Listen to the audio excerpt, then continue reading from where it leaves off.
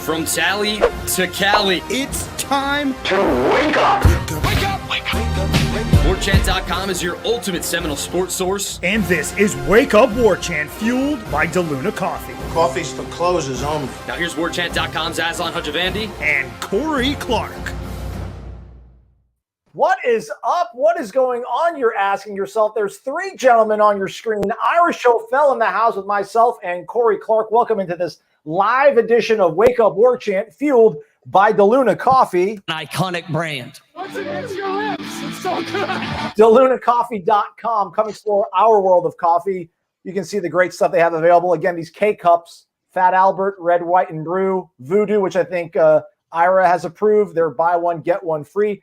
And hey, listen, if you're busy in the morning and you don't have time to grind your beans like I do, they got everything covered. You can order in drip variety, coarse variety, if you've got a French press or a pour over, or they'll give you the whole bean. They got you covered over at DeLunaCoffee.com. That promo code is WarChant15.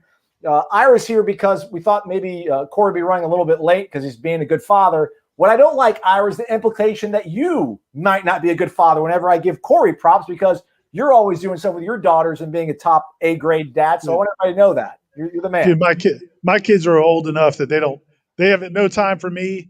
And so, if I get time with them, it's because we force them to do it. So Brady's still at the age where he depends on Corey for rides everywhere. Like once your kids can drive and things like that, you're kind of out of the picture.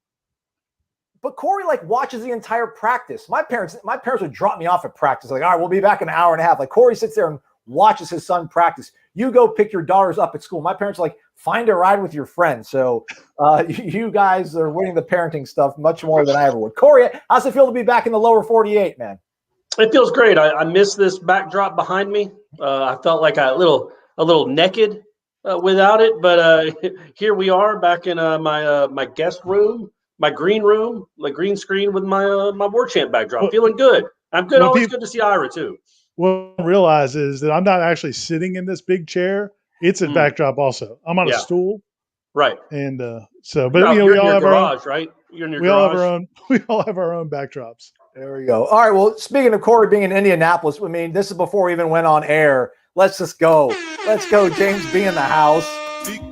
I mean, James, what are you doing? We weren't even talking. You dropped $100. He says he's in. We need to help Corey recoup some of that gas money. So there we go, Gene. Breathe a little bit easier. Man, that was a lot too. Like I haven't done that since the Democrat. And people watching this, I'm sure some can relate if you travel for work. I actually kept all my receipts, Ira, the gas receipts, and I took pictures of them and sent them to Gene.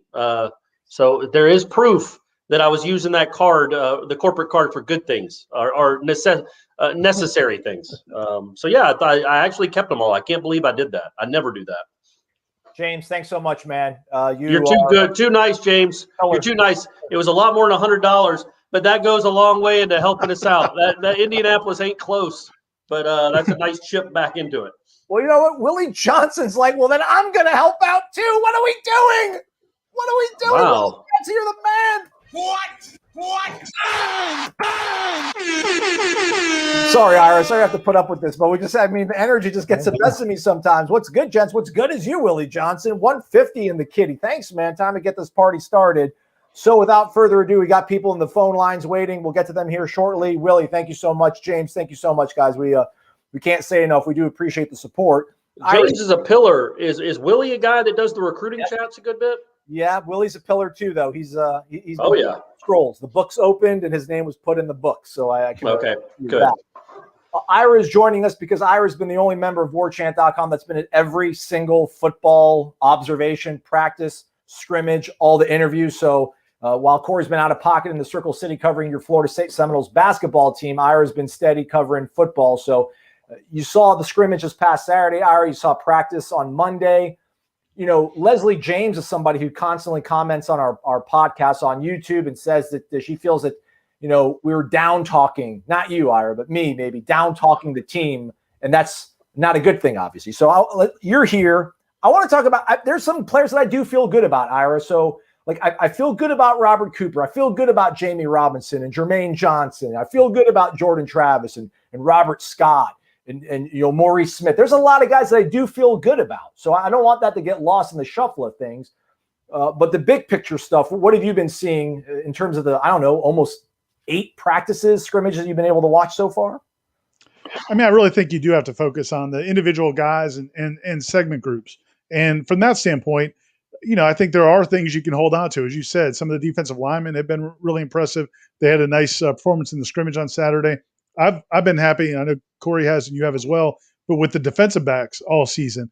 And I also think Amari Gaynor, you're starting to see him make some plays the other day in the scrimmage where he kind of blitzes and just deflects a pass in the flats.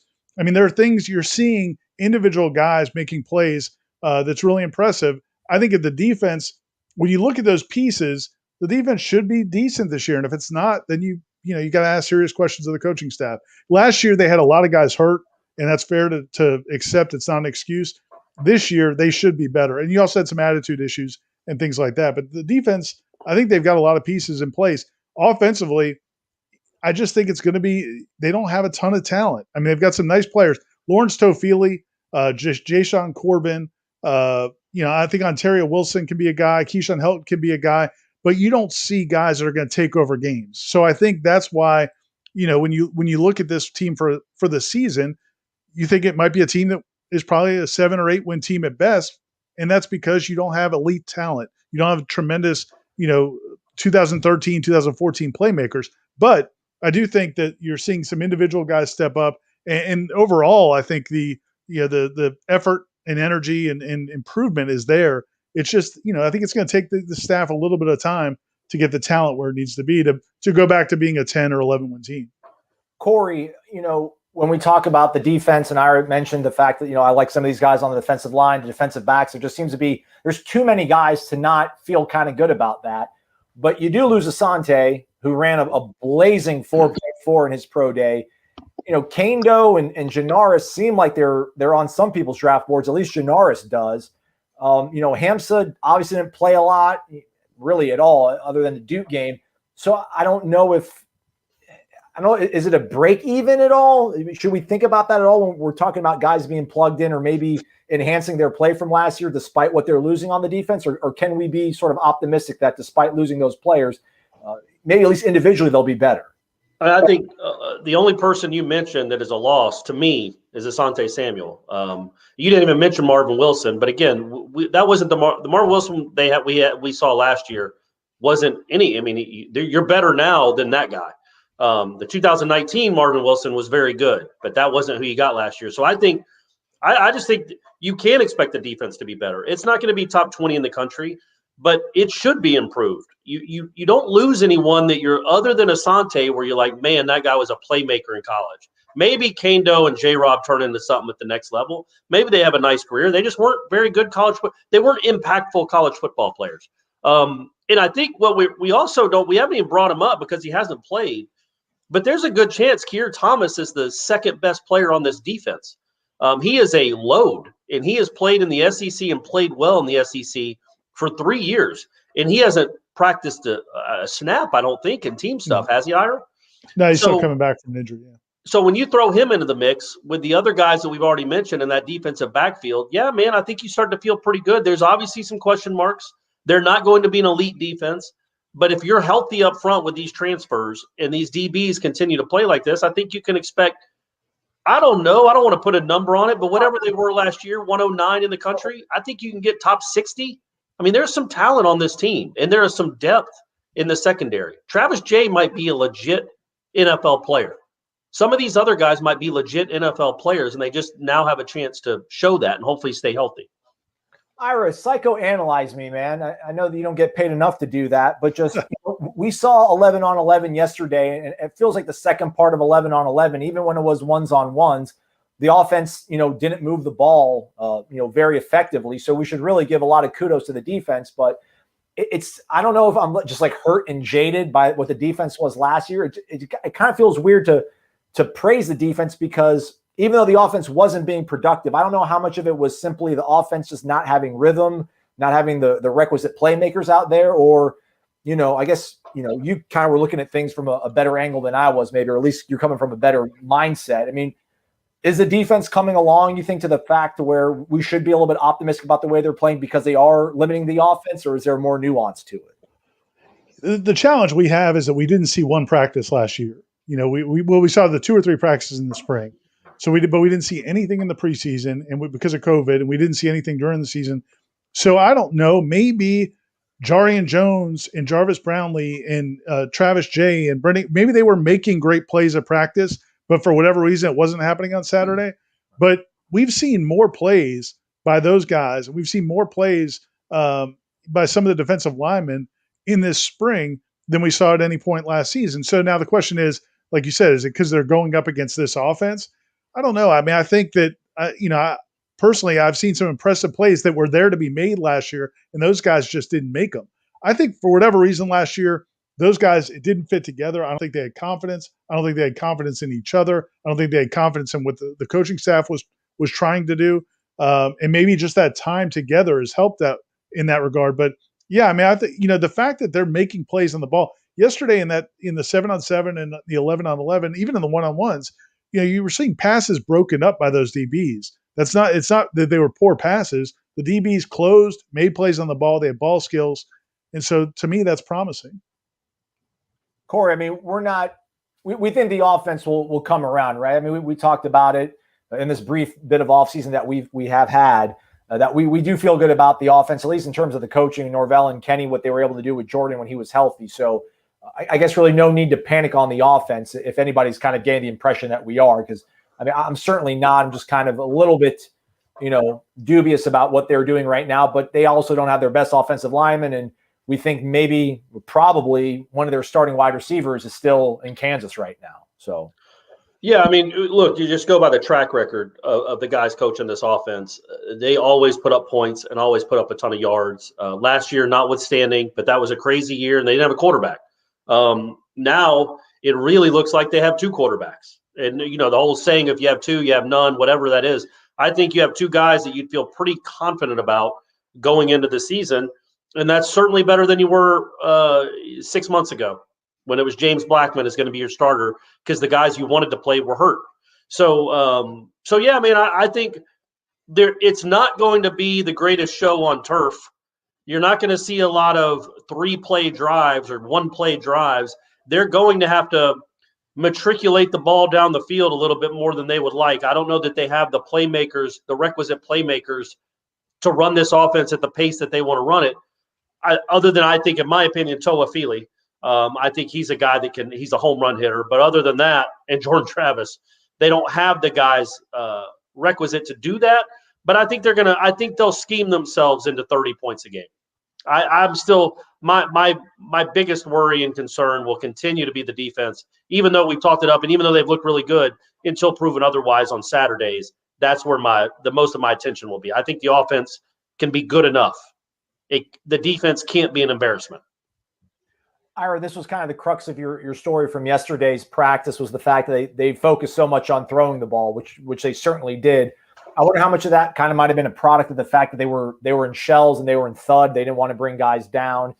I mean, do you think that it's just a matter of them wanting to see how these quarterbacks are performing to get as much data as they can with them, or is it trying to form an identity of what they think the team's going to be in the fall? I mean, what were your thoughts about them being so pass heavy, it seemed like yesterday? Yeah, I think, and as I wrote, I mean, I think it was probably a combination of factors. One was the fact that they were in shells and coming off of a really physical scrimmage on Saturday. They did run over 100 plays, over 120 plays in that scrimmage Saturday. It was, I mean, when they took that break, yeah, I left basically midway through, I was gone. we thought the scrimmage was over, and then they went back and ran another 25, 30 plays. So it was a long scrimmage. So I think part of it was just kind of getting, and then also just kind of getting those quarterbacks and receivers a little bit more on the same page, because they struggled mightily in that scrimmage. The passing game was pretty terrible on Saturday. You could blame everybody. You could blame the line, you could blame the quarterbacks, you could blame the receivers. But yesterday I thought they came back and they threw it and caught it pretty well. Especially I think Travis looked a little bit better, but I didn't think it was like a Grand Canyon between him and Mackenzie Milton. And I think Mackenzie's getting better. Yeah. Again, I think if you look at Mackenzie today or yesterday versus what we saw the first week, I think he's come a long way. And I like the fact that, Jordan always, at those practices, because he's in the non-contact jersey, Corey's made this point a bunch of times, and you have as well, that you don't really get the full Jordan Travis experience because he's just trying to be a pocket quarterback, but that's there. With McKenzie, I didn't really even know if that was there anymore coming back from that injury. But yesterday we saw it. He had a couple of runs where he didn't just scramble to buy time, he took off. And one of them, he had like a 15-yard gain. And when he got stopped, he, gave the first down mark. You could tell it got his juices flowing a little bit. So as he gets more confident with that, again, that's a dimension that those guys have. And, Mackenzie Milton, everybody that has seen him this spring has been like, I don't know. I don't know is that the guy we thought was going to come and turn around this offense? But again, I just think it's so not fair just a few weeks in. I really want to see what he looks like in August. I think when we get to preseason camp, that first or second week, we'll have a pretty good idea of whether or not he's a guy that can run this offense in 2021, excuse me. All right. Ira, I think you've done your job here. You kicking me out? Get out of here, Ira. Well, Leave. All right. I always told you I'm never going to let you go without saying, do you have any other thing to add? Sometimes I feel like I don't ask you the right question. So feel free to have a closing statement, counsel. I'm good. We touched on it all. You guys have a great show. Good night to everybody else. And I don't have to hear any more air horns. No, so come on. Be a good team player. That's Ira Schofeller, managing editor of warchant.com. He's going to go work on something for the website. I almost can assure you of it. It's all he does his entire weekend. If he would tip us, he could hear some air horns. Yeah, there you go. Speaking Come on, of Ira. Mark Adamczyk, Ira in the house, and now he's no longer in the house. Corey, you don't need receipts. As Billy Joel said, it's just a matter of trust. That's right, man. Let's go, man. Mark in the crib. Mark, we appreciate it, man. Thank you very much. Your support. Thank you, Mark. Thank you very much, man. And again to Willie and our man JB. Dollar bills, y'all. That's Mark, everybody. That's Mark. Too kind. All right. It's been nearly 20 minutes. These folks have been hanging around for a long while in the queue, so let's get to them. Let's start in where else? Virginia Beach, Virginia. Speaking of which, Kalen Laburn apparently going to Garden City, Kansas Community College, which I don't get, Corey. This is rhetorical. This is rhetorical. He was at Florida State for like 3 years. How do you go to a junior college when you've been at a 4-year university for 3 years? I don't know. It's rhetorical. Good luck, though. I'm sure. Good luck to him. I'm sure Gator Kirk's got a literal question that we can answer. So let's go to him. Gator Kirk, what's going on, man? Good evening to you. Good evening, gentlemen. Let's go. Let's go. How are you guys this evening? Great. Good, man. Good. Hey, Corey Black got his what's Vincent Chase black T-shirt on his nice backdrop. He's looking great, man. You like that, right? I was thinking more like Simon Cowell from American Idol.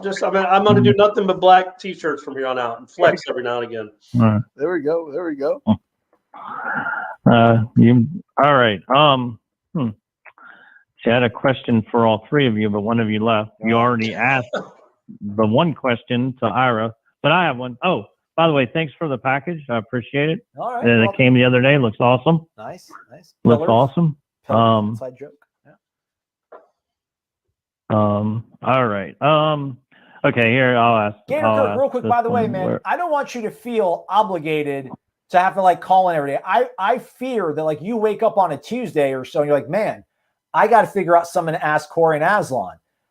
We want to like help your day out, make it a little bit better. So like, I don't want you ever to feel obligated. Like you have to come here and like, participate in the class. Like you can just come to the classroom and just take notes some days. You don't have to always raise your hand, but we do appreciate it. Just don't ever feel obligated to. But if you got your question on your mind, fire it. Oh yeah. I've got a whole list of questions, but success is small efforts made in and day out. So hey, right on. Well said. So here's my question. So which one of the Warchant gang is going to push Norvell to the edge so the SID will not recognize their hand raised in the Zoom session from practice? I mean, why do you ask? Oh, I mean, that seems like an easy. That seems like an easy answer. That's Aslan. Aslan asked him about punting. What's going on? He asked him about the great Mike Leach. After the first week last season, brought him up. No, I'd say Aslan for sure. I don't ask questions, but that's going to change. I'm flipping a switch, and I'm going to start being more of a part of the press conferences so they can last longer than 7 or 8 minutes. I'll ask some long questions.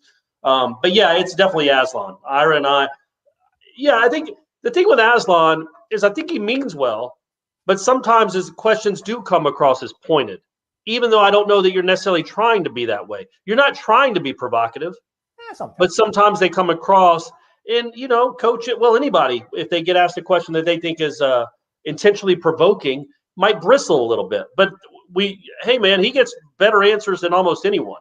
So, Aslan, keep doing what you're doing, but you are definitely the right answer to that, aren't you? Yeah, man. I somebody I used to work with said, if they like what you're asking, it's just PR. So I try to live my life through that lens. I don't want to be a jerk about some stuff, but I also don't want to play grab rear end for 15 minutes. Hey, that looked great. That looked great too. How about that looking great? Not like Ira. That's all Ira does is, hey, well, have you booked your hotel reservations for Charlotte yet? That's all Ira talks about. Stop it. No, but yeah, I actually did raise my hand yesterday, late in the so yesterday I'm remote. I'm still on campus after the practice. I've got 2 laptops and my phone, so I'm participating and asking questions on my phone. One laptop is recording the interview. The other one is typing out something to put on the front page of warchant.com. So I asked one question, and I tried to ask another one. I raised my hand again. And as soon as I raised my hand, the SID, you can hear him in the background, is like, all right, we're going to go to our last question. It's from Ira. And I was like, ooh, right. Ouch. Yeah. Ouch. So maybe it's already started, Gator Kirk. Maybe it's already started. Well, you're the only one that I can recall from the Warchant gang that ever makes him laugh. He gets a little chuckle. So yeah. I think it's like a love-hate there. When you make him laugh. But I really wish one of the media outlets would ask him what he does to de-stress. In his off time, when you go home and you've got, all this energy, what do you do to decompress? Okay. Because, at home, he can't have his family getting 1% better every day. They kill him. Right. Exactly. Well, yeah. Sometimes, yeah. It's a good point. That's something we could ask. I think it would make more sense to ask that in August. Okay. When it's more, I don't know how stressful the March is right now. But yeah, that's not a bad idea. And he seems to be a wound up dude, not maybe to the Jimbo level, but a wound up dude that you wonder where he finds relaxing peace. Does he ever? Or is it always go, go, go? Good question, Gator Kirk. We'll bring it up with him.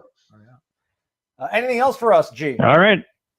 No, sir. As always, you all support Warchant. Make sure you get all your products from DeLuna Coffee, hot chocolate, travel mugs, and as always, go Noles. Looking forward to the remaining spring practices and the spring game, or whatever they're going to call it. Yeah. Go Noles. Thank you for taking my question. You all have a great night. That's awesome. That's Gator Kirk, everybody. He's in Virginia Beach, Virginia. We do appreciate. We should do something special for his 100th call. Okay. All right. That's a good idea. I like that. What is he at? He's got to be isn't he close to 60? It's 59. Look at you. Look at you, man. Clark. I write them all down in my journal. I'm acting like I'm doing it off the top of my head. It's right here. I got it in my journal right here. Hey, he's been waiting on the line for a long while. He's on a bit of a tear too. I think he's in the 30 marks or so in terms of phone calls. It's Daryl, Thomasville, North Carolina, in the crib. What's going on, Daryl? Good evening to you. Good evening, Aslan. How you doing, Corey? Hope y'all are having a good day. Corey, I'm glad you made it back safely from the north end of the country. Glad you and your son had a good trip, even though we didn't do well on that last game. Thank you, buddy. I appreciate it very much. Thank you. Yes, sir. I got a couple questions for you. One's football related. The other one's basketball related. Football related. I know we can't really. I don't think we can expect a whole lot from the receiving core from like last year's team, in my opinion, because we haven't done too well. Seems like the last couple of years as far as receiving goes. We got a young group. In my opinion, we got a young group of receivers. We got a couple of receivers coming in. This coming summer. I think might help in our fall practices, and that may help our receiving core. What do you think about that? That might help our quarterback. Maybe kind of get a little bit better on their throwing. Yeah, they got. I mean, you look. The receiving core was dreadful last year. There's no other way to say it, other than Tamari and Terry in one game in Indiana against Notre Dame. Right. The receiving core was disastrous. Might be too strong, but certainly not. They were the opposite of good.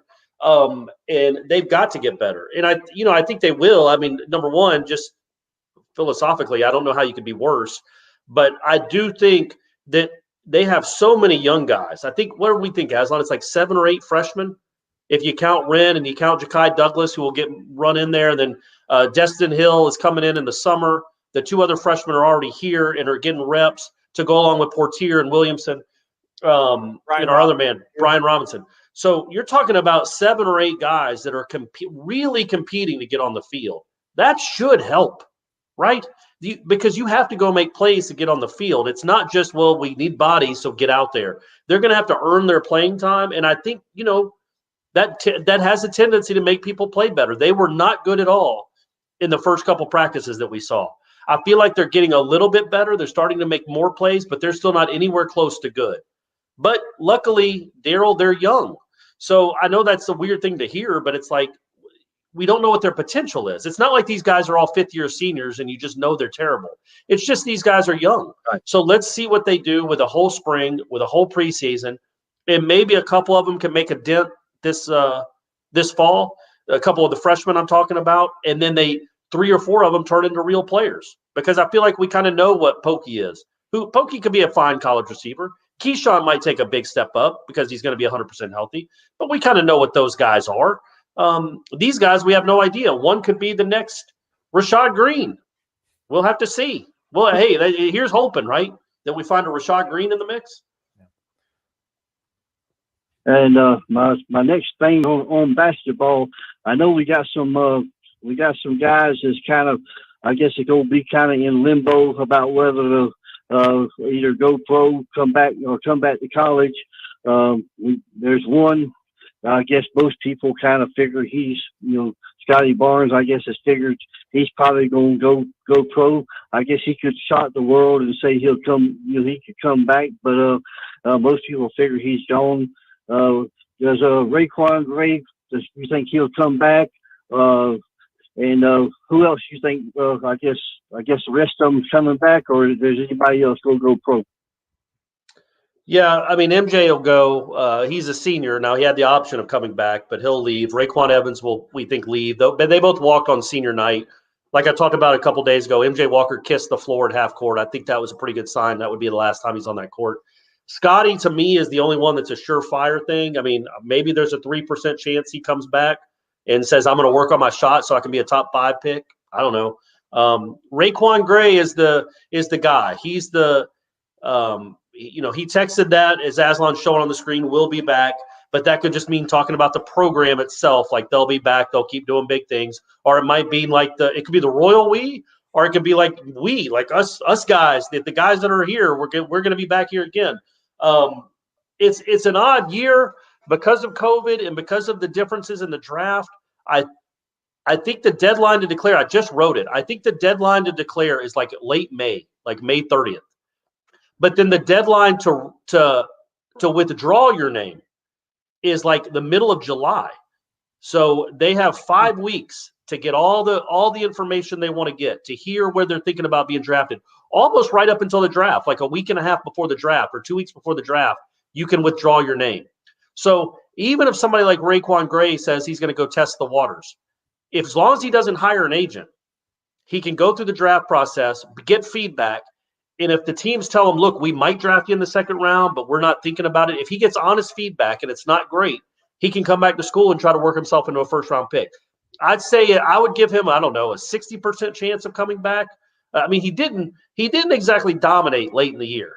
He went up against 2 really big front lines late in the year, NBA-style front lines in North Carolina and Michigan, and didn't do much against either one of them in the postseason.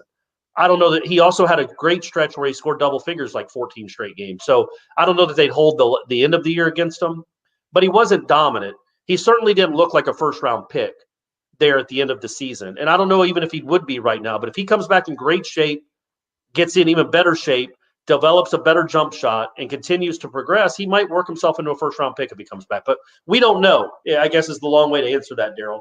I think he's coming back, but I would not be stunned in any way, shape, or form if he tries to test the waters. Well, all right. So, I sure appreciate y'all taking my call. We're gonna make our 9-hour trip to Tallahassee next week. I got the hotel booked. My wife and I, we looking forward to coming down to Tallahassee and seeing everything, and hopefully we get to meet you guys. If not, we'll get to see everything else. But just want to say it's great to talk to y'all. I hope everybody has a great afternoon and evening. And I say go Noles, and y'all drink your Deluna coffee, get your products, and hit that thumbs up, subscribe to Warchant, and go Noles. And let's just get better 1% at a time. God bless. Bye bye. From God's mouth to our ear, lips to our ears, or whatever, I can't even say it. It's Daryl from Thomasville, North Carolina, always bringing the heat. Old D train, getting it done. Warchant. Let's keep it going with the phone. I mean, we took a while to get to the phone lines, so we're just going to keep the phone lines rocking and rolling. Let's go to a little special place on the Florida coast. They call it Napoli in some corners, but maybe just Naples. It's Mark in Naples. Matt AMCZ. Mark, what's going on, man? No HOA conference call today, I hope. No, but I'm responding to emails, and I want to do something. If you guys are looking for an intern, let me know. We are always looking for interns. I don't think we're going to afford you. Aslan, do you have like a music background or sing karaoke? That was pretty decent, Billy Joel. I was thinking about this the other day. For some reason, I can really sing country songs well. Like I can really mimic like a Toby Keith really well, which is really bizarre. But otherwise, I can't really do a lot of other singing. But Billy Joel, tapped into my inner piano man or whatever. So I tried.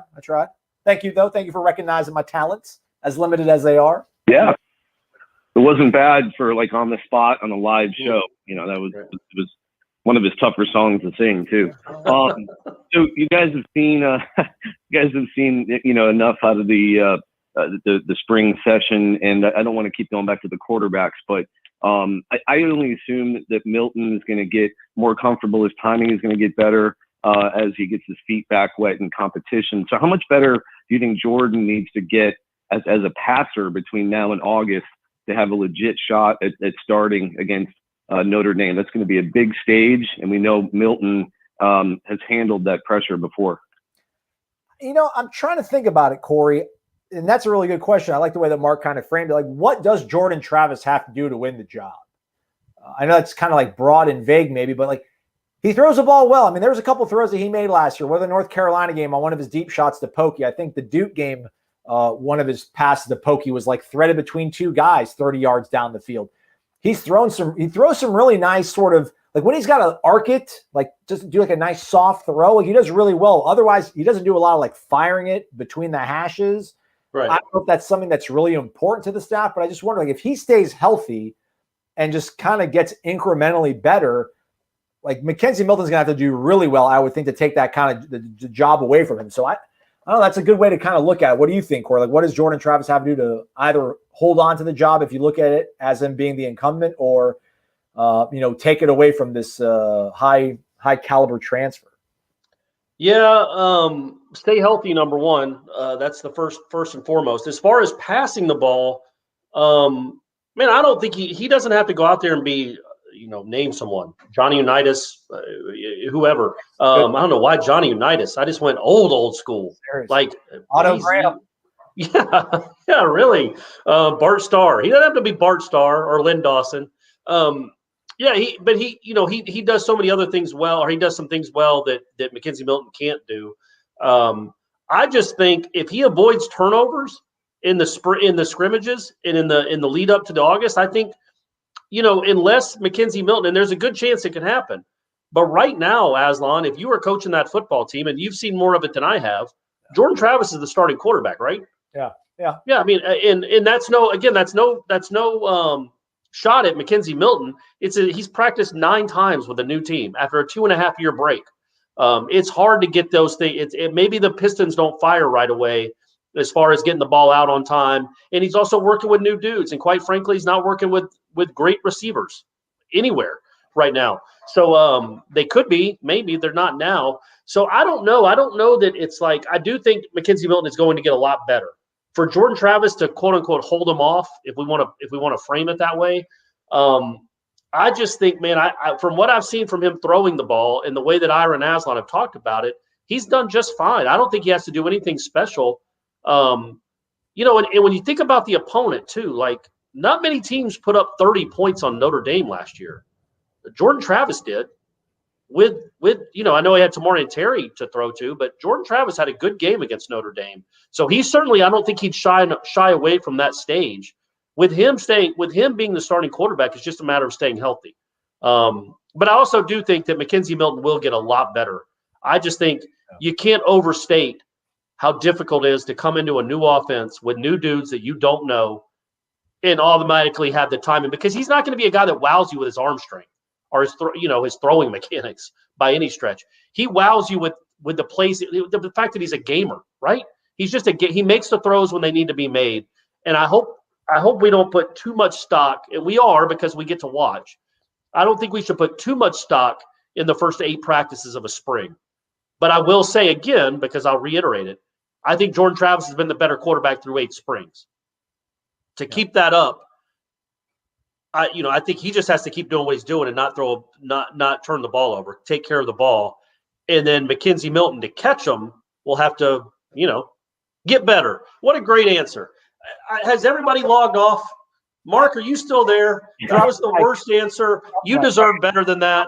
I mean, I think Milton the ball comes out of his hand quicker and it comes off his hand harder than it does Jordan Travis. I think maybe intermediate stuff when McKenzie Milton gets up to speed is probably more of an asset, because anything like 20, 30 yards down the field where you're not rifling it in like Aaron Rodgers, Jordan Travis has pretty good touch on the ball. He's got pretty good accuracy. He's not spraying the ball across the field. But so I don't know if there's something with the Dillingham Norvell offense that they're relying on 7 to 15 yard routes being run and those throws being made in more compressed sort of windows, whether that's being in the red zone or just the way the defense are playing them. And they think that Milton is that's the only sort of thing that I think Milton might be able to have an edge over on Jordan Travis, because right now the deep ball, he's throwing it pretty well. And the check down screen stuff, he's, as long as you don't throw it behind the guy so it becomes a pick six, if you're up here, you're down here, you're fine on a screen pass. So there's nothing really there that's that much distance between them. And on a deep stuff, I don't think they're that far removed from each other. So if he can make up, I guess, maybe the intermediate stuff, that's an important part of the offense. That's Mark, what's hard, not to interrupt you, Aslan, but what's hard to assess with watching practices and dealing with practices is maybe McKenzie Milton does see it right away and sees it on time and wants to make the throw because he's read the defense, but his receiver ran the wrong route or just didn't get open. And you can't blame that on the quarterback. You know what I mean? Like it can be such a timing. It's such a timing position, and so much of it is between the ears and in the middle of the field. When you watch him at UCF, he would exploit the middle of the field, and all the great quarterbacks exploit the middle of the field. They don't just hang out outside of the hashes. They make a lot of money throwing between the hashes. Jordan Travis didn't show a great ability to do that last year. So maybe, to answer the question 12 minutes later, if Jordan Travis can show the ability to exploit the middle of the field and read it a little quicker, then maybe you got a shot. But because he throws the ball fine. He is not an embarrassment with his arm by any stretch of the imagination. It's just going to be a matter of how much better McKenzie Milton gets. Because if we get the 2017 McKenzie Milton, if he's still in there somewhere, that I feel like that could be hard for Jordan Travis to hold off. But we don't know if he's still in there. That was 4 years ago. Think about what Aslan was doing 4 years ago. What are you doing? Dothan, Alabama, covering that was Houston Academy, playing Presbyterian Christian. Thing, he and we don't know. We don't have a lot of experience watching Milton practice. He could be one of those guys decent in practice, and when the lights come on, he just literally lights it up. And I did watch the YouTube video with like his 100 some odd touchdowns at UCF, and it was really impressive what he did down the middle to stretch out that defense. So Corey, I don't know if you're ready to make the record prediction for 2021 yet. You might have changed your mind on that, or are we going to hold off? Yeah, no, we're going to hold off. Let me see what we look like on this spring scrimmage coming up in a week and a half. Okay. Our spring prep, whatever we're calling it. Joking. The 20-minute spring. But no, I probably – I know everybody's waiting to get the Corey Clark predictions, but yeah, we'll hold off a little bit longer. Anything else? I would agree. Let's just thanks, guys. As always, go Noles. That DeLuna coffee is pretty good, man. It's really good to change from Starbucks and Dunkin' Donuts and all that. So drink that, and I'll talk to you guys on the Renegade Express and next week. Thank you. There we go. That's Mark in Naples. Matt AMCZ on the warchant.com message boards. You're the man, Mark. Don't let anybody tell you different.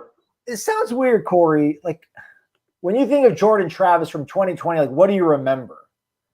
Because we're talking about, Mackenzie Milton being a gamer. Like, are we almost intimating that Jordan Travis was like a practice all-star, but then crumbled when he played on Saturdays? Like, I understand the sort of narrative that maybe you put a guy like Mackenzie Milton out there and performs much more differently when the lights come on. But I don't really think Travis was a guy that practiced terrible and then played, above his head, or maybe that's what happened with the Jacksonville State game when they went to Rodemaker and then he kind of came in. But ultimately, I think they got a pretty good read of the way he's going to play on Saturdays. I definitely don't. I think Jordan Travis is straight up a gamer. I don't know how you could phrase it otherwise. I don't know how much he practiced last year. You can't call him a practice player. He barely was healthy enough to practice. He might have had 2 weeks of actual practice. And then I feel like it was the Louisville game he got hurt again. He got banged up in that game after finally feeling kind of healthy.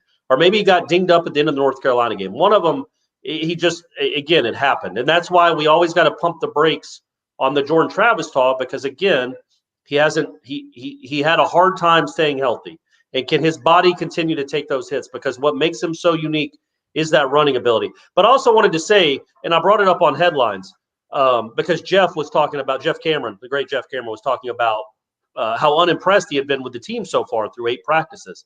And I'm like, I get it, man, but we also have never gotten to do this. We might be the only college football beat in America at the Division I level that has gotten to watch 2 full scrimmages in 4 other practices in the spring. Like, nobody does this. And I want to make sure people understand that the reason we can have these informed opinions is because Mike Norvell lets us. And I'm not here to,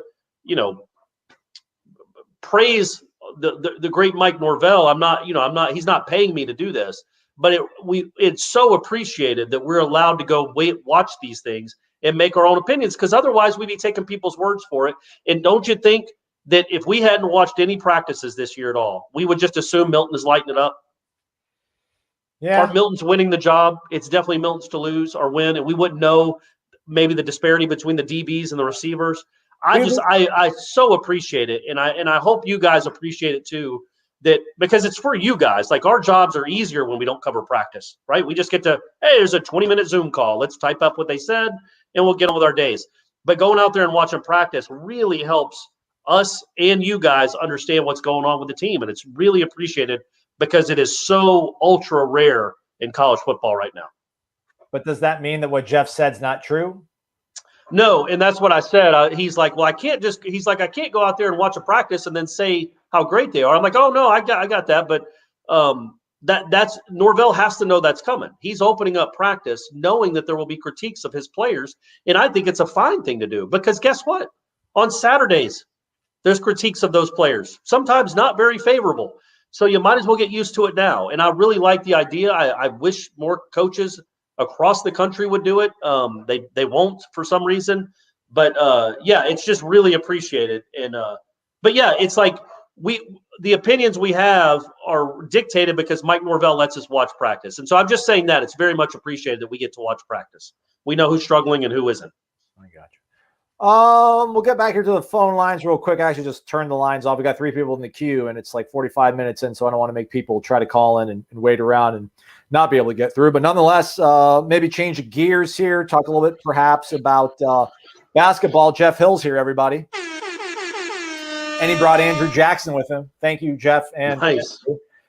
Jeff says he's not real concerned because this spring is when they're still playing like this. Can you read that, Corey? I can't read it. Basically saying that the summer practice is when you start worrying about players. And that's true, too. That was the point I was actually trying to make, is we're putting a lot of stock into spring practices. Well, they're spring practices. Who looks good in the spring other than like 6 teams? So I think number one, it's a 3-6 football team coming back. So we weren't expecting the world. We don't. That's the thing. To your point, like we don't know that. We don't know what the number 24th ranked team preseason looks like right now. That's the tough thing. And I get Jeff's point, because if you did, I remember the practice that Jeff was at. He was at the scrimmage on Saturday. Saturday scrimmage was dominated by the defense, but to a large degree, it's because I don't think the offense performed well, and I don't know how much it was because of the stress the defense put on them. But that's the tough thing, because you do look at it and you're like, man, this doesn't particularly give you warm and fuzzies. But what is Purdue looking like right now? Maybe Purdue's not good. Like, who would be the number 24 team preseason? Like Ole Miss. Like, what's Ole Miss looking like right now? It's a tough thing to kind of answer, but carry on. Right. It's also tough to know what the 2012 team looked like in the spring. They're all going to have duds. I mean, it's spring practice, and it is practice. And again, so much of this spring the narrative and is dictated, not a narrative because that sounds like it's been made up. It's the truth. And all eyes are on the quarterback. And Mackenzie Milton has not been great through 8 or 9 practices, but it's weird that it would have been really incredible if he had been, now that we have the benefit of hindsight. Like, it's just not easy to take 2.5 years off and compete for a starting quarterback job and look great with new guys you've never played with. So Jeff's right. It's spring. Let's see what he looks like August 10th or August 20th. We'll have a much better feel for this team. Hopefully we'll still be out there. That would be incredible watching. But we'll have a much better feel for this team than in March, when you just have so many new guys and young guys and all that, and the receivers have to get much, much better. And that's what March is for, is to get better. And yes, we do remember Andrew Parchment is coming, the kid from Kansas. I would assume, just watching his highlights from the 1 year, not last year, but the year before, he comes in as competing for the number 1 spot and will probably be your number 1 receiver. He's a playmaker. He's a good player. And they need him. They need good wide receivers. Khalil's got 2 questions in the queue, so let's get to at least one of them here before we go to the phone lines. Khalil, thank you, man. He brought Ulysses S. Grant with him. That's pretty cool. Dollar bills, y'all. You're the man, Khalil. Thank you, man. Hill and Parchment are not here yet. Also, so many guys aren't practicing yet. I wouldn't be surprised if Kando – oh, these are 2 separate thoughts. That's right. That's true. Parchment, Hill, they're not here yet. And Hill wasn't Hill the highest rated of the receivers? Yeah, Hill was. I know McLean and him were both 4. Maybe they're all 4 stars, but I think Destin Hill was probably the highest rated of them all. I think Burrell was a 3-star, but okay. But in terms of guys not practicing, true. Yeah, like Devontae Love Taylor's not practicing, but the receivers are at full speed. I mean, there's nobody I think that you're depending on receiver wise that's been missing practice due to injury. But yeah, your best offensive lineman's out. One of your top. That's about it. Thomas Schrader's out. So yeah, that's about it though. But yeah, you're missing, I guess, 2 of your top 6 linemen for right now. But again, the defense is missing much more important pieces. Yeah. Again, Keir Thomas might be the second best player on the defense, and he hasn't played at all. Who else? Miko Dotson hasn't played. I mean, they've had Akeem Dent's hurt now. Like we all know Akeem Dent. Look, guys, get on the bandwagon now because it's going to be full pretty soon. So yeah, that's what's maybe a little concerning is most of the contributing players, the rotation players we think that aren't playing are on the defensive side of the ball. You'd hope the offense would look a little better. But again, it's just you're working in a lot of new guys at an important position at wide receiver. Yeah. Okay, he says he would not be surprised if Josh Kando became a good NFL player given how good he was his first 2 seasons while sharing a lot of snaps. I think health was his problem. I think burst is his problem. But that's kind of maybe in the NFL, he might just be asked to be an edge setter. And didn't you say he did have one of the better grades on the team, maybe the 2nd or 3rd best grade on the team from PFF. Yeah. If his job is to just set an edge and not get pushed out of the way, he could probably catch on an NFL team and maybe have a nice career. He's not going to be a superstar because defensive ends that just set the edge aren't that. But he could find a role on an NFL team. And in fact, he could have maybe even been a role player on one of the great Florida State defenses. He could have had a role. It's just you needed somebody at that position coming off the edge that could impact the quarterback and make plays, and he just didn't do that. He didn't have a sack. He played the whole season and didn't have a sack. That's tough. Yeah, behind Asante's number 2, Amari 3, Hamza 4. Again, Hamza played 81 snaps, so not end of the world. But yeah, I mean, Kando, I always thought Jannars was actually surprisingly higher. Jannars is number 9. I mean, my whole thing with those guys, I think Jermaine Johnson is a improvement over both those guys, especially if we're talking about purely rushing and passing the passer. You got an upgrade there, but I wonder, hopefully, if Keir Thomas is healthy, it just be hard for me to believe that like Derek McClendon's going to make this great stride between December and August. It's possible to where he's like better than Jannars because he was on the roster last year. We saw Jannars, we saw Kando. Those guys started. They got rolled out there every single time when it mattered. They rolled those guys out first. And at no point were like, hey, we should plan for the future. These guys aren't it. They never did that. So that kind of makes me wonder about the gaming aspect. Gamer maybe. But he's also, again, he's a freshman, right? He's young. So they get better. They do improve. That's the whole hope. But Khalil, thank you, Khalil, very much. Wow, he did it again. Yeah, Khalil. He's got 2.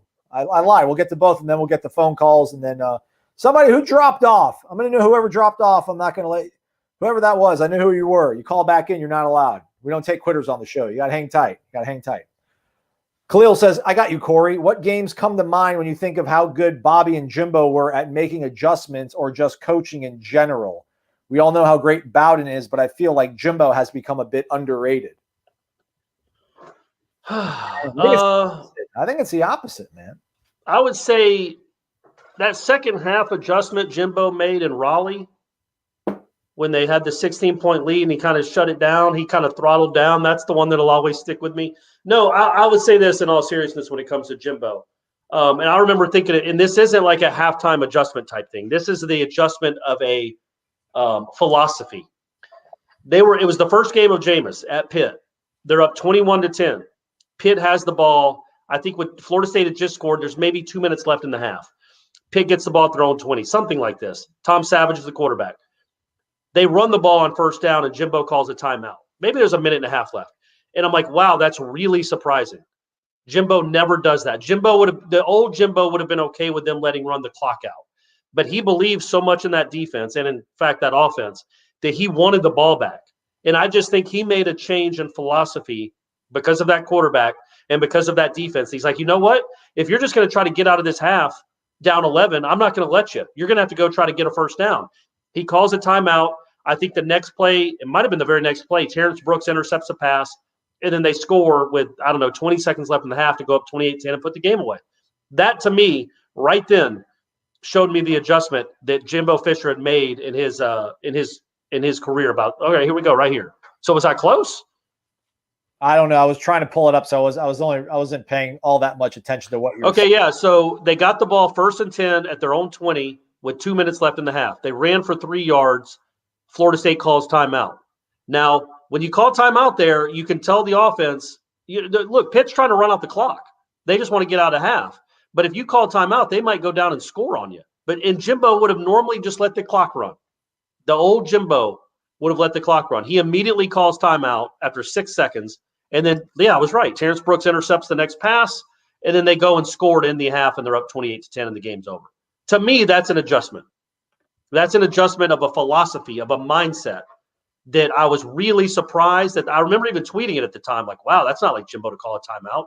And then they go and score, and then he just played, dare I say, he coached balls out the rest of the year with that team because he knew I think even at that point, he probably knew he had an all-time team. So that would be the one for Jimbo. With Bowden, go into I guess the easy answer is go into the fast break with Charlie.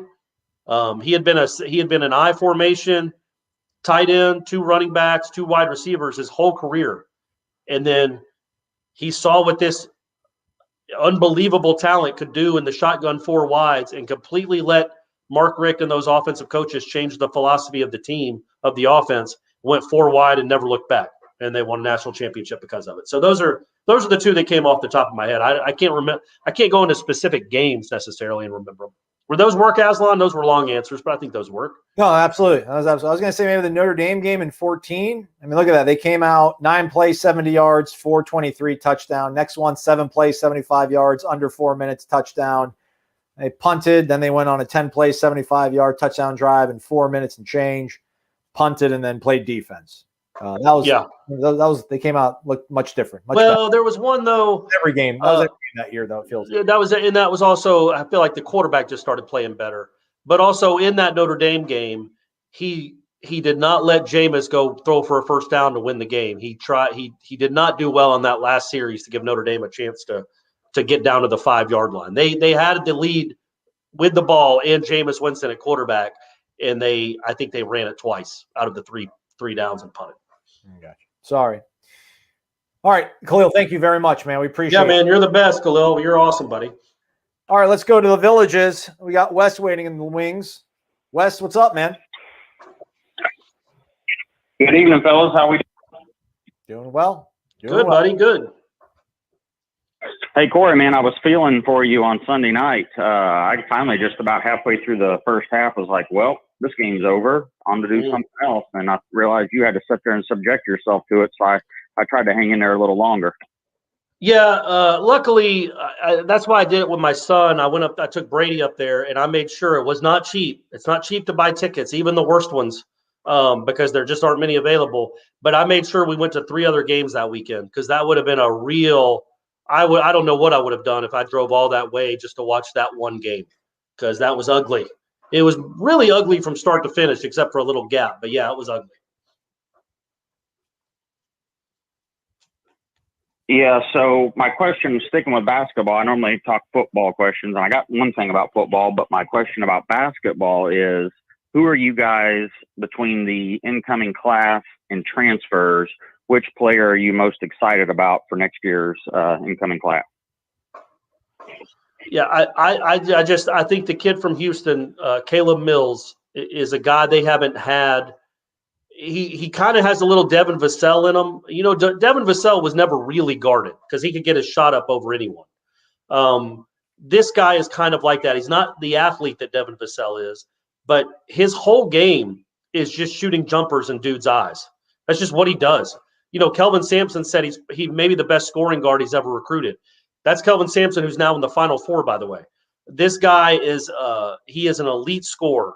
They could go for, if he's allowed, I mean, it's a different system he's in here, but he's a guy that in close games can take over. He's a guy that can stop runs, and he's a guy that's proven it at a pretty high level. He was the preseason player of the year in that conference coming into this season. He's the real deal. He scored 19 straight points in a game. That they haven't had a guy like this, kind of like this in a while. So that's the dude, really. And then the other answer is Matthew Cleveland, the kid from Atlanta. He's a 5-star shooting guard who's 6'7". Plus he's an Atlanta kid. So I got to give props to him. He's probably going to be – Atlanta's been very good to Florida State over the years. Matthew Cleveland should fall right in line with that. But those two guys, you know, I just think the one thing Florida State struggled with this year, I guess they call him a small forward. He's a 2 or a 3. He's a wing. They just didn't have guys that could create their own shots. You know, Scotty Barnes – the first half of the season could a little bit, but these guys are guys that can rise up for 3. You know, MJ can shoot 3s, but he'd have to be open. Polite too. These guys can create their own shots and get in the lane and score. These dudes are scorers. MJ Walker to me was more of a shooter. Anthony Polite's a shooter. Scotty Barnes is a do everything guy. These two dudes are straight up scorers. And I just think when you look at this tournament, there are going to be games, or the season as a whole, there are going to be games where you just need dudes to go off. You just need to have a guy that can't be stopped. And Florida State didn't really have that this year. I endorse that. Abdel, who usually asks basketball-related questions, this question fell off the screen, but he was talking about like what it must feel like to be Caleb Mills right now to see your former team in the Final Four. But it's crazy. You know, Florida State's not a bad landing spot either. Wes, did you have a yeah, Go ahead. Yeah, well, I'm going to say, and they got that 7-3 center transfer also. Do you think, I know we talked about football, when are they going to include transfers?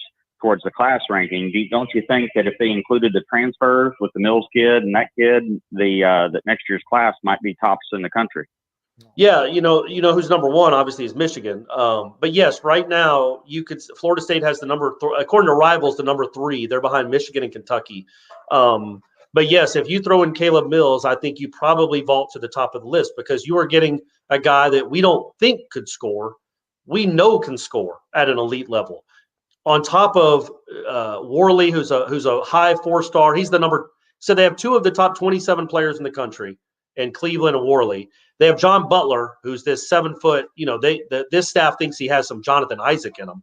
He's just flown up the charts this last year. He's got some real talent.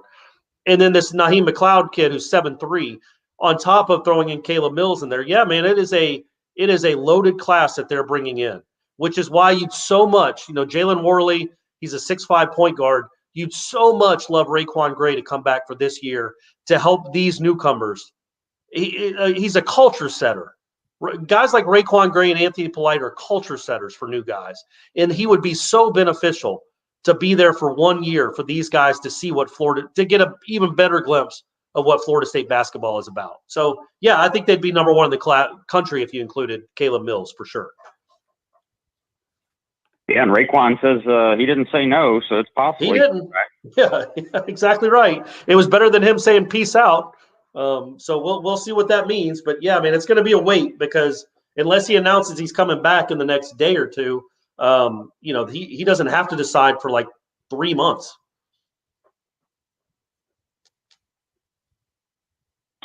The other question, so football related, I had thought about it before and forgot and just kind of got reminded earlier today, but Kevon Glenn did transfer to Troy, correct? Yes, correct. So doesn't that free up a scholarship and we would get a tackle with the other one that's still out available and then maybe go after a wide receiver in the transfer market if possible? No, it's based on how many players you've signed. So it's not so much scholarships open up. It's that they've maxed out who they've signed and they've left themselves that one spot left. So, yeah. So I mean, like 4 guys can quit. I mean, there's going to be guys that are probably going to transfer after the spring is over. They're not going to like where they're at within this program, but those spots aren't going to be able to be like flipped into other players because you can only have like that some rolling average of the amount of players that you've signed in a recruiting class. So they've kind of hit that mark, but they left themselves the wiggle with the one player or the one scholarship they have open. For some reason, I was reading somewhere where I don't know, maybe it was inaccurate, obviously, but it just, I got the sense that there was another spot available besides the one that they're focused on for a tackle. So maybe it was just wishful thinking. I've heard stuff about maybe like a second spot could open up. I don't know. I'll be honest, man. It's a weird moving target. It sounds like you ask 5 people that know about collegiate athletics the same question, you'll get like 5 different answers. But I know it's not one of those. It's not like a zero-sum thing where, again, like if 5 guys decide to transfer out of Florida State after the spring game, like that doesn't free up 5 scholarships. Now maybe they reworked their number somehow. Maybe there was something that they added up wrong a month and a half ago around signing day. But to the best of my knowledge, they've got 1 spot open, maybe a second one. But I'd be surprised if they have anything more than 2. Really 1, but yeah. Anything else for us, Wes? Fair enough. Yeah, no, one thing as well, nobody has ever asked about, but the intro music. Do you just randomly pick that from something you hear, or do you have like a master list? I was curious. Yeah, man. I just, it's the dome, my playlist and stuff I hear like throughout the day. Maybe sometimes there's like a theme in a show, and I'll play a certain song because I'm like, oh, that's kind of fits into the overall theme of the show. But yeah, I wish I had a master list. Everybody, if you got good songs. I kind of like stuff that's off the beaten path. I want to introduce people to new songs, new beats, new grooves. So like, yeah, don't give me like a top 40 song that everybody knows, but I'm always open to suggestions. Wes, how about you pick a song? What song do you want? This will be the intro to the podcast for Wednesday. Well, that's what I was hoping for. You read my mind, and this is nice for you guys. It's old school, and it's also tooting your horn a little bit, but it would be accurate because you guys got the best podcast around. How about Money Talks by AC/DC? Because when you guys talk, it's straight money. How about that? There you go, Wes. All right, writing it down. AC/DC Money Talks. All right, so now that you've been 6:40, or actually an hour into the show, everybody. Now you know why you heard AC/DC Money Talks at the beginning of this one. So there we go. We got it. There we go. Wes, appreciate the call as always. Go ahead. Yeah, go ahead. and also with all the people donating and stuff with the money, I mean, you play the little soundbite, so I think it's pretty solid. Okay. It works. It works, Wes. Well done, buddy. Ties together. There we go. Producer Wes. That's what we're going to have to start calling him, our assistant producer Wes in the Villages. Producer and promo artist. There we go. All right, I'll hit it on the way out, guys. Thanks for taking the call. Y'all don't forget to hit that thumbs up. Subscribe to warchant.com, and definitely never, ever forget to drink your delicious DeLuna coffee. Go Noles. Have a good evening, fellas. Boom. That's Wes in the Villages, man. Wes in the house. Where are my DeLunatics at? Yeah. Right, Aslan? That's right. That is right. Let's grab our last caller of the. Do you want me to answer this on the screen or not? Sure. Yeah, we got our caller. Hang tight real quick. JCC 1213 on the Travel Council. Somebody had called or asked a question on Renegade Express about what one player could you add to this 2021 team from the past to instantly give you 3 more wins. I saw somebody said Dalvin. We should have said Dalvin. Peter Warwick is what I think one of our subscribers, whoever asked the question, brought up. And then we said a quarterback. JCC 1213 says Walter Jones. Yeah, he says he could make a compelling argument for Walter Jones. And yeah, that would be He I don't know if he's worth 3 wins, but yeah, he'd be worth a lot of easier sleeping nights for whoever the quarterback is, for sure, because you got your blind side locked down. Yeah. That's a really big deal to have a guy that isn't just okay at left tackle, but is going to dominate. You can run behind. That's a good one. That's a good one. I mean, he's a Hall of Famer, so he's right up there. Well, think about it. I mean, they've got one scholarship left, we think, and they're saving it for an offensive lineman because that's how important they think an offensive lineman is to their overall success. So why not add one of the best guys that's ever done it? So that's and Walter Jones still has that year of eligibility left because he left after 1 year. So maybe he'll come back and nobody will notice. There we go. All right, caller, you're shutting us down for the evening. Thanks for hanging tight. Who's this and where are you calling us from? Ed Lemix. Oh, it's Ed. Ed's in the crib, y'all. Let's go, man. You don't recognize his number, Aslan? Special occasion, the Godfather himself has been kind enough to grace us with his presence. The Godfather. This is his damn house. He lives there. He sleeps 20 feet away. Ed, what's going on, man? Good evening to you. Hey, guys. Well, I just got into the show late. Got some exciting news on the Florida State new Unconquered coffee. That's going to be the name of it. We are in final approval from the licensing department at Florida State. The first design Courtney sent them, they said, that looks too official. We said, well, that's not a bad thing, is it? You know.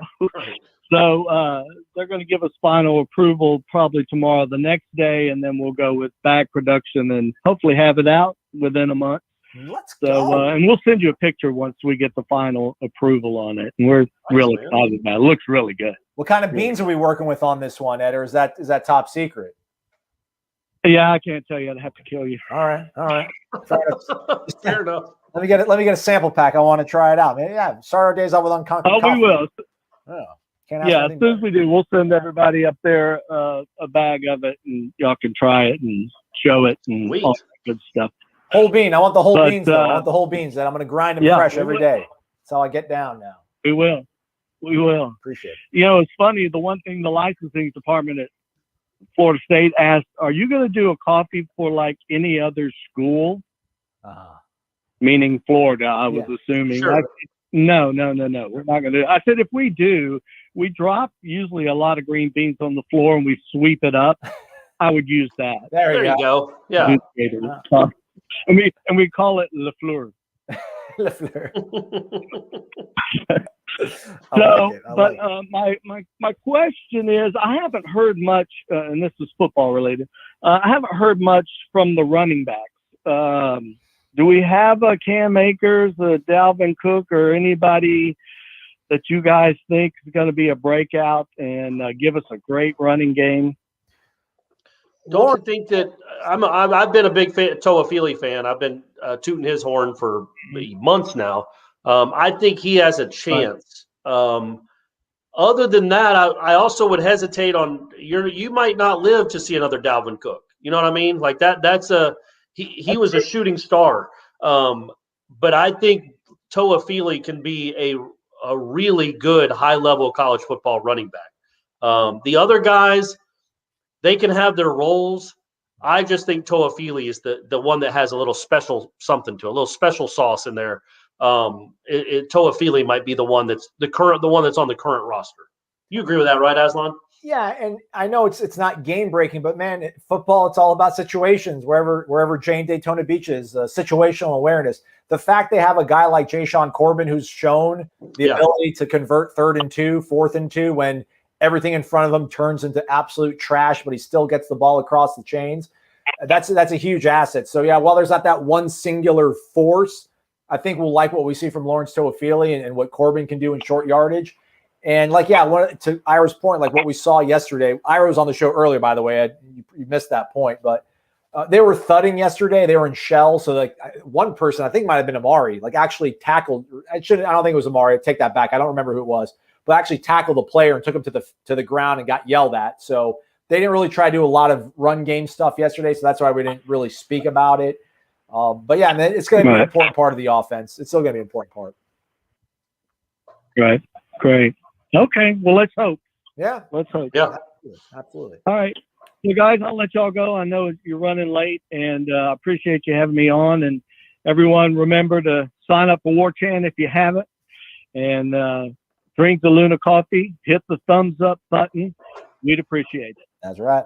That's Ed Lemix, big-time Florida State fan, Seminole booster, and the man behind the brand. That is DeLuna Coffee, DeLunaCoffee.com. Check him out. Him and his son, Brett, their lovely wife, and the mother, Courtney, the matriarch of the Lemix clan. And thanks for calling in. We appreciate it. Y'all have a good night. Thanks. All right. We got some other YouTubers to get to, Corey, as we get ready to land this plane or maybe move this barge through the canal. How about that? Did you see? I realize these things are huge. These tankers are huge. I get it. But, man, did you see – and I should pull it up, but I don't know if I'll be able to find it. The photo of the backhoe, which is like this huge piece of heavy machinery trying to, dig out part of that boat that got stuck in – I hate to call it a boat, whatever, the tanker, the carrier in the Suez Canal. It was huge, gigantic. Do we know how he did it? No. What happened? No, I don't know. I mean, I haven't really done all that much research into it, but I couldn't believe it. Yeah, was he hammered? Was he seeing how close he could get it without? I mean, it seems like you'd almost have to try. I've never heard of that, so it seems like you'd almost have to try to get it stuck. Look at that thing! Oh my god! How big the boat is compared to that thing? It's ridiculous. Yeah. $6 billion in trade a day apparently it was holding up, but nobody cares about that. Let's get to some of our last comments. Oh, look at Shane in the crib. Shane's here. Let's go, Shane. Dollar bills, y'all. Shane, what's up, man? What's up? Missing the show tonight, but still want to send my support. I mean, you could have just sent a message, Shane. It's fine. But, you and Benjamin can do your talking. Landing in Tally a week from Friday. Let's go. Yeah, man, Gene sent an email out to us about whether or not we're going to do a meetup, so we should probably have a final answer on that here in the next few days. Yeah, keep listening and also follow, the Warchant account, the Wake Up Warchant account, my account, Aslan's account on Twitter, or go on the message boards on Warchant because we're going to figure that out. I feel like I don't want people that don't show up for the spring game to feel like they miss out. You know what I mean? Like this is such a not a normal spring game and not a normal year that this would be like the appetizer to the main course that will come before the Notre Dame game. That we are definitely planning on doing. This might be just an impromptu, hey, we're all at Aslan's backyard. He's cooking up some chicken and some barbecue. So come on over. It might be something like that, but we'll let everybody know within the next week, obviously. But we'd love to meet up with Daryl's going to be in town. Shane's going to be in town. Mark, I think, is going to be in town. I can't remember. I thought he was going to go. He's going to try to. He could give us some golf lessons or something. But either way, yes, we are definitely going to do something for the Notre Dame game. I would imagine we probably will do something. We just don't know of what size for the spring game. Yeah. So do stay tuned for that. Shane, hey, man, thanks so much. Too nice. My man, the pillar. Keep saying it. Let us know if you need my house for the weekend. Yeah. PYT in the crib, Premier Youth Theater. I'm going to stop saying crib, everybody, because I'm 38 years old. I should talk like a 38-year-old. What's the recruiting impact of having these open scrimmages and photo opportunities after? Are we the only school doing this? I almost assuredly the only school doing the open scrimmages. Maybe there's 2 or 3 other ones, like teams that nobody cares about. As far as like powerhouse programs, there is no other program that's doing this. And I don't know what the recruiting impact of it is. It doesn't hurt though that you can allow these recruits, and you can also, if fans are out there and old Johnny Bravo, the big time quarterback, is having fans come up to him saying, "I hope you come to Florida State." Yeah, that might be I don't know if they can do that though. Can they do that? I mean, I guess they could. You were there on I don't even think they can really communicate with the coaches. It's more kind of like an open house, like, "Hey, come check it out," but we can't. But fans can go up to Johnny Be Good and say, "Hey, man, come to Florida State." That's something. I don't know. Do we want to do that though? Sure. Yes, absolutely. Do you think Kentucky basketball fans do that? Well, Probably. I think if you're over the age of like 35 and a man, maybe don't do that. Otherwise, it's open game to everybody else below that demographic. Just personally. I think older, like if you're like in your 60s and 70s, I think it's kind of cool. That might be kind of cool. But guys like you and I shouldn't, and not because we cover the scene for a little, but like guys of our vintage, I don't think should be going up to guys and be, "Hey, man, like we really love you in Tallahassee." That's my opinion. So it's kind of like, say there's a 24-year-old, a 22-year-old woman. Okay. Yes. Too young for you and I. We're right in the sweet spot of being way too creepy to hit on somebody that's 21 or 22. Not that I ever would. I'm in love with a wonderful person, but we're too old for that. But a 70-year-old could say, it might be harmless. Right. Is that what you're trying to say? Like it's harmless with a 70-year-old to tell a 19-year-old kid, 18-year-old kid to come to school? It's endearing. It's like a respectful thing. It's a grandpa telling you, "Hey, man, like son, this is a good place. You'll like it." Because also, I don't think a 78-year-old is going to come with the kind of gusto of a 28-year-old dude. Like, "Hey, man, bro, like this is awesome, bro. You got to hit the strip up. The chicks here are awesome. You're gonna love it." Like, I think 70-year-old guys like, I went here when we weren't even winning football games, and now it's a beautiful place. I come with my daughters and my grandchildren, and we love it. And it's, I think you'll like it here too, young man. Thanks for coming. Can't wait to see that right arm throw for 3,000 yards next year. Yeah, something like that. I got you. Yeah. So that's where I stand on that one. Thank you, Premier Youth Theater. Thank you, PYT. Yeah, check out the warchant.com premium recruiting board. I'm sure Michael's got plenty of updates, which I usually don't see at this time of year. So that probably shows you what the impact is. Eric Angel's back. "Hey, Azon and Corey, I sent a message roughly at 6:02. Guess it did not register. I think it might have slipped off. You're right, Eric. I'm sorry. I wish I could give you that money back. You shouldn't have to do that. I'm disappointed from Sunday still. I'll be down April 9th for the spring game Saturday. Go Noles, Corey. Glad you're back." Me too, buddy. Me too. And yeah, that was disappointing on Sunday. They'd be getting ready to play right now. If they had won that game. But they did not. They did not win. Didn't really even come close to winning. So what are you going to do? And hey, why don't we close it out with the big dog himself, Ed Lemix, again, from DeLuna Coffee, DeLunaCoffee.com. Use the promo code WARCHANT15 to get a discount on their great coffee. Against the Palafox place. I said I was going to try it this past weekend, but I'm still grinding them 1559 beans, and they're just so delicious, man. But I'm going to open this one so you guys believe that I'm actually drinking the coffee, because I am, and I enjoy it thoroughly. So Ed, thank you. Thanks, everybody, for watching. If you could hit the thumbs up on your way out if you haven't already. Ed, Eric, Premier Youth Theater, Shane, Khalil, Jeff, Mark, James, and Willie, who dropped coin before we even went on air. It's amazing. It's incredible. We appreciate all the support.